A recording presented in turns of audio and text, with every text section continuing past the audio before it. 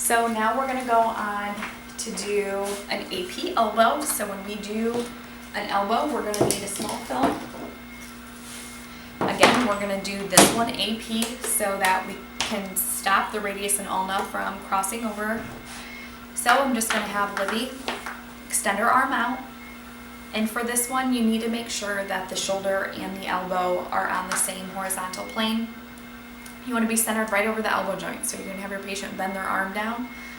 I'm going to adjust my collimation here. You should be getting a couple inches of the distal humerus, and then you want to get a couple inches of the proximal radius and ulna. Place your marker on the lateral aspect. You'd measure right through your part thickness. GP. Ask your patient to hold still. Click. And then we do a couple different obliques for the elbow so that we can visualize the radius and ulna completely free from superimposition. So when we do that, that's going to be an external oblique. So you have your patient just kind of extend back a little bit more.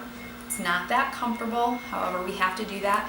That's going to get the radius and ulna free from superimposition. You can see the radial tuberosity and profile. GP, measure through your part thickness. Ask your patient to hold still. Click.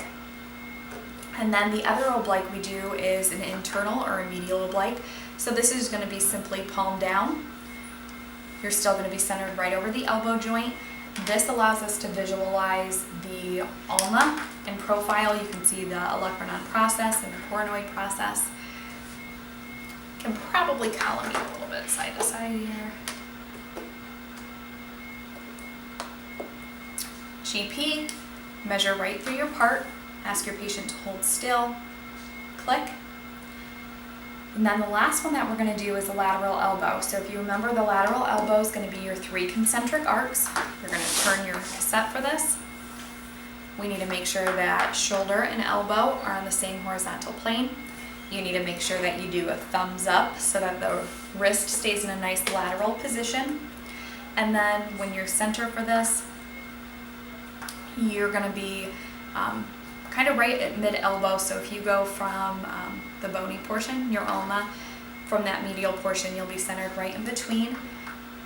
You're going to get the distal portion of the humerus. You're going to get the proximal portion of the radius and ulna.